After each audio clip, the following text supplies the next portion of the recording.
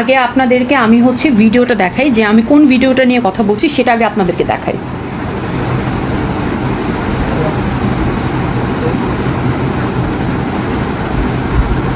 আপনারা দেখতে পাচ্ছেন সে বাচ্চাটাকে কি যেন কেমিক্যাল ক্রিম ইউজ করছে, সেটা হচ্ছে একটা পার্লারের কেমিক্যাল যুক্ত ক্রিম ইউজ করছে বাচ্চাটার ফেসের মধ্যে।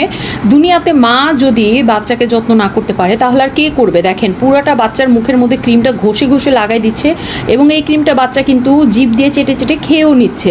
ঠিক আছে, দেখেন একটা বাচ্চার মুখের মধ্যে কি পরিমাণ কেমিক্যাল সে লাগাচ্ছে। এবং আমি আসলে ফিল করতেছি আসলে তার কাছে বাচ্চাটা একেবারেই সেফ না, আমার কাছে যেটা মনে হচ্ছে।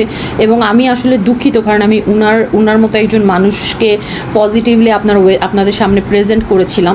এই যে দেখেন বিভিন্ন ধরনের পার্লারের ফেশিয়ালের প্রোডাক্টগুলো বাচ্চাকে সে ব্যবহার করতেছে। একটা মানুষকে আমি কতটুকুন সাপোর্ট করেছিলাম, যে যখন আপনারা সবাই তাকে বুলি করতেন, আপনারা সবাই যখন তাকে অনেক বাজে ভাষায় কথা বলতেন, তখন সেই মানুষটার আমি সাপোর্ট করে বলেছিলাম আপনারা সবাই মানুষকে সম্মান করেন এবং মানুষকে মানুষের মর্যাদা দিতে শিখেন। কিন্তু আসলে কিন্তু আলটিমেটলি টাকার জন্য সে সব লিমিট ক্রস করে ফেলছে, যেটা রিসেন্টলি তার কিছু অ্যাক্টিভিটিসে প্রমাণ পাওয়া গেছে। সো আপনারা দেখেন যে সে তার ছোট শিশু বাচ্চাকে কিভাবে হুমকির মুখে ফেলে দিয়েছে, এবং এরা নাকি মা। আমার ভাবতেই অবাক লাগে যে এরা মা, এবং এদের কাছে কি তাদের সন্তানরা সেফ কিনা। আজকাল সমাজে এরকম অনেক মা আছে যাদের কাছে তাদের সন্তানরা সেফ না।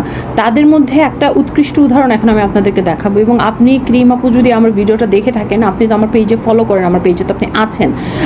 কারণ আপনাকে নিয়ে আমি একটা ভিডিও বানিয়েছিলাম, খুব পজিটিভ একটা ভিডিও বানিয়েছিলাম আগে। তো আপনাকে আমি রিকোয়েস্ট করবো যে এইসব ধরনের এক্সপেরিমেন্ট বাচ্চাকে নিয়ে করবেন না, এবং একেবারেই করবেন না।